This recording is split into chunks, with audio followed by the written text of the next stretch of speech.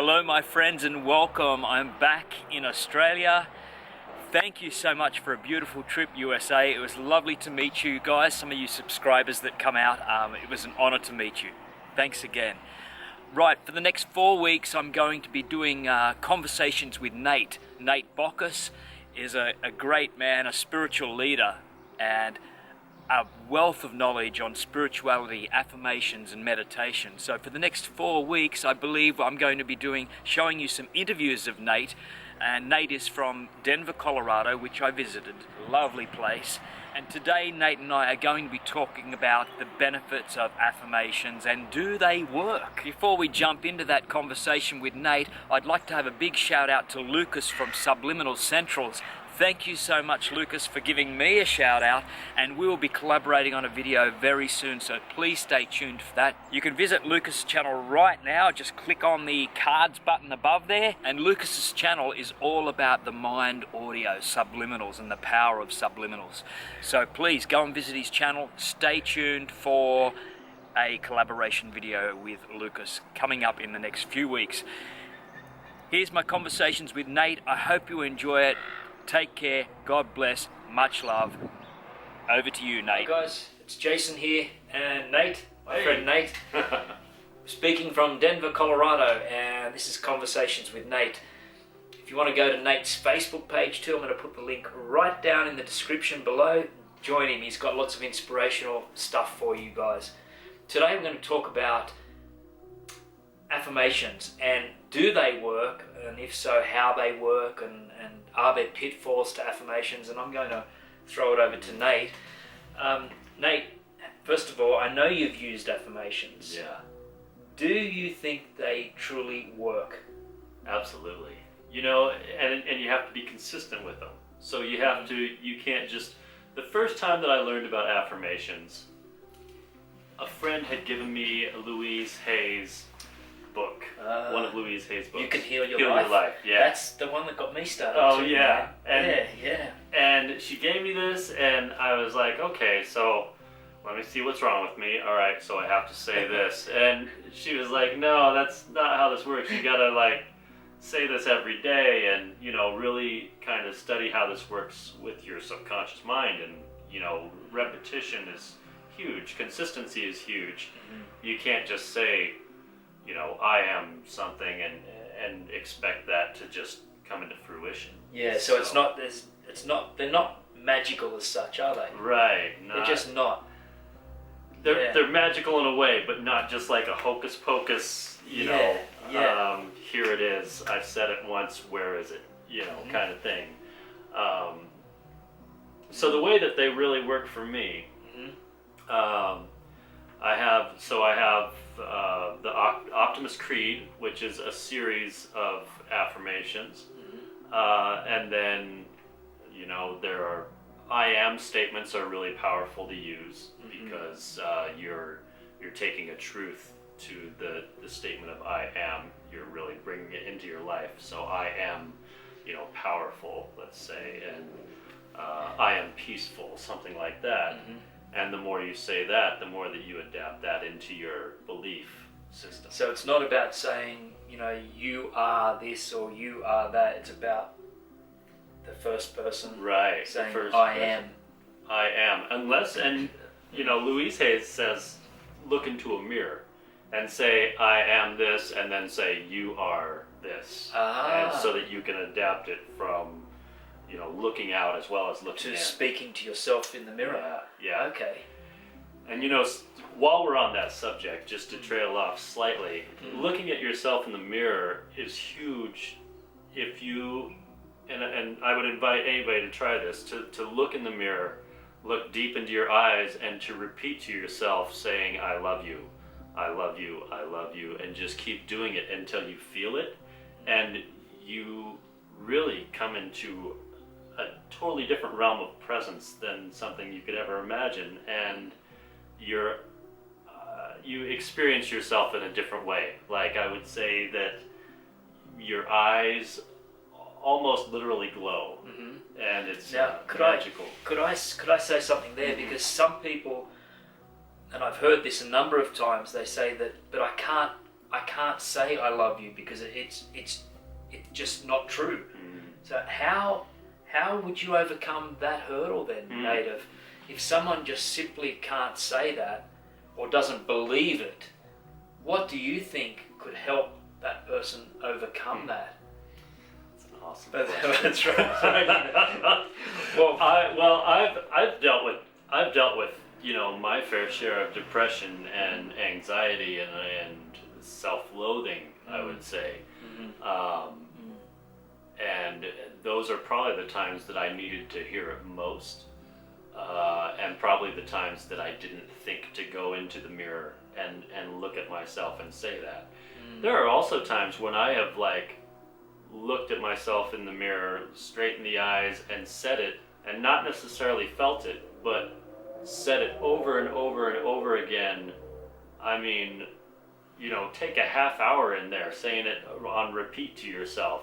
And eventually you're going to just start to have these feelings and sensations come up that you haven't felt in a long time, possibly ever. I get you. And it changes your internal. So basically, initially we may not believe it, but if you keep saying it over and over again, it can trigger something deep inside. Totally does. Where it just all of a sudden connects with us and just says, yes. Yeah. I am valuable. Yeah. I am love. Right. Yeah. Exactly. Yeah. And you have to fill yourself up before you can fill someone else up. Sure. So I would suggest trying that personal practice, to fill your cup so that you're automatically overflowing to other people. And back on the affirmations. So my personal thing, something that helps me a ton is carrying around a small notebook in your pocket. And he does do this, by the way, I've got to add. This is not set up or planned. Nate's been telling me this for years, actually. That, he carries around this notebook. Exactly. Yeah. So you carry around your notebook, you put affirmations in there. I put the Optimist Creed, and we can, I guess you could probably either supply a link or okay, I can I'll say do what that. the Optimist Yes. Creed is. So yeah, I'll do that and put it in the description there. Yeah. So you basically say it to yourself so much that it becomes it's a part of your memory. I mean, I can spout off the Optimist Creed while I'm in the shower now, and I do it every morning. And what I noticed is carrying this notebook around, you feel it in your pocket, in your front pocket, and so you're carrying this energy and intention with you everywhere. So you can have your goals in your notebook, you have some affirmations in there, just kind of basically an outline for what you're bringing into your life and what you're bringing out into the world through you, like your own, what you want to give, basically. So, and another thing, Nate, too, is I think it's really important that we put the emotions behind the behind the words. Exactly. And sometimes the emotions can even be more powerful, or certainly just as powerful as the word itself. Right. Because it's the emotions that trigger us to act. And so if you can align that emotion with the word, it becomes super powerful. Yeah. And that's another part of it with carrying that around all day, is you don't let it slip your mind, because you sit down and you feel that in your pocket. It's like you feel your cell phone is there, or your wallet is there, or whatever. You feel this notebook there, and that's reminding you constantly to have that emotion, that energy, that excitement, and it just keeps you going. And really, so going back to the Optimist Creed, when I first started carrying this notebook, about 30 days in, I started noticing like these small little bits of awareness raising up when I was like, oh, wow, that's one of the Optimist Creeds. That's one of the promises I make to myself every day. And I started seeing how I was implementing them in my life, and within 60 days, I was living those like on a consistent level all the time. And and so it's just amazing. It's a miracle worker, I would say. Yeah. So I would recommend everyone get a small notebook, carry it on you. I'm going to do that, mate. Yeah. You know, and maybe I did do it for a period of time when you first told me about that. Yeah. I think I did do it, but then I just sort of, stopped it. But I love that idea now for me to carry a notebook in my pocket, and I love that idea. Yeah. I'm going to be doing that. Cool. It's awesome. And I used to carry it while I was driving. I had a job and I had to drive around a lot, so I would pull it out of my pocket, I would carry it, I'd put it out the window, and the wind would be hitting it, and I was just releasing stuff out, so it was really, it's really cool. I just felt like there's so much, energy, and then it just gets you more excited, and that's what you're talking about with the emotions. The more excited you get, then the more, and so I was holding this and I was just excited, and it's just there's a part of rejuvenation, constant rejuvenation. Go Nate, go Nate, whoa, yeah. Exactly. So affirmations, carry them on you. Keep them with you.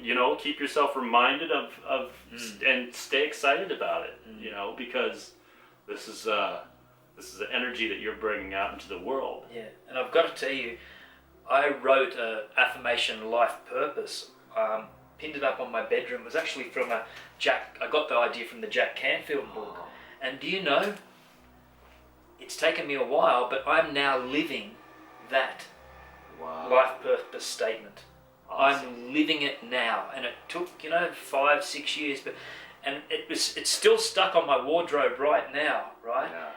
And although I was unconscious of it, I wasn't thinking about it all the time, but it was always there, so I would see it every day, every single day, getting out clothes. And that has become now a part of my life. Awesome. So, for me, affirmations work. For Nate, affirmations work. Go to it, guys. Yeah. If you're not already using them, I'm sure a lot of you are using them already. Go to it.